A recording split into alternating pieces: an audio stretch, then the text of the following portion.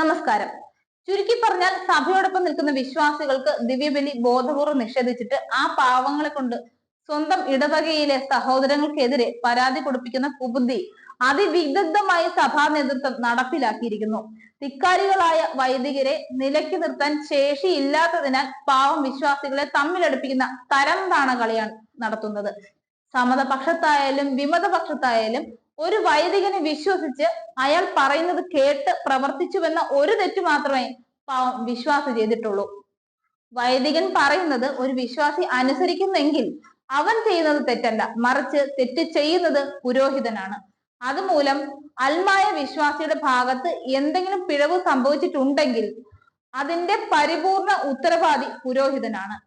അയാളെ തൊടാൻ ശേഷിയില്ലാത്തവർ അൽമായനെതിരെ നടപടിയെടുക്കുന്നെങ്കിൽ അത് മേൽപ്പട്ടക്കാരന്റെ കഴിവുകേട് തന്നെയാണ്. അയാൾ ക്രിസ്തുവിന്റെ പ്രതിപുരുഷൻ ആയിരിക്കാൻ തെല്ലും യോഗ്യനുമല്ല.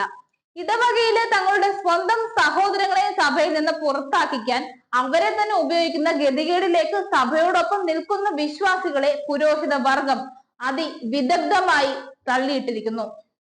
പുരോഹിത മേലാള വൃന്ദങ്ങളുടെ ദുഷിച്ച മനസ്സിന് മേൽ ചങ്കുറപ്പുള്ള വിശ്വാസികൾ ഉമിനീര് തളിക്കേണ്ട ഗതികേടിലേക്കാണ് കാര്യങ്ങൾ പോകുന്നത്.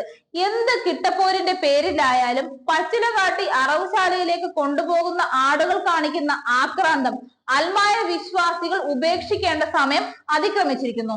ഏകീകൃത കുർബാനയ്ക്കായി വിശ്വാസികൾ നൽകിയ കേസിൽ വിശ്വാസികളുടെ ധൈര്യം പോലും സെന്റ് തോമസ് മൗണ്ടിലെ അരപ്പട്ടക്കാരൻ കാണിക്കാത്തതിൽ സഭാമക്കൾക്ക് ആശങ്കയാണ്. അദ്ദേഹം ജോലി ചെയ്യുന്നത് മൗണ്ടിലും കൂറു പുലർത്തുന്നത് വിമതരോടൊപ്പവുമാണ്. ഫാദർ ആന്റണി നരിക്കുളത്തിന്റെ പുസ്തക പ്രകാശനവുമായി ബന്ധപ്പെട്ട് അദ്ദേഹം ഏകം ചാനൽ വഴി ഇറക്കിയ വീഡിയോയിൽ ഏകീകൃത കുർബാന നടപ്പിലാക്കിയതിനെ തെറ്റായി വ്യാഖ്യാനിച്ചിട്ടും അതിനെതിരെ ശബ്ദിച്ച മാണിപ്പറമ്പിൽ അച്ഛന്റെ ധൈര്യം പോലും ഇല്ലാത്ത മേജർ ഈ സഭയ്ക്ക് എന്തിനാണ്? ഒരു സ്വീകരണ പ്രേമനായിട്ടുള്ള വ്യക്തിയെ സീറോ മലബാർ സഭയ്ക്ക് വേണോ എന്ന് സിനഡ് പിതാക്കന്മാർ തീരുമാനിക്കണം.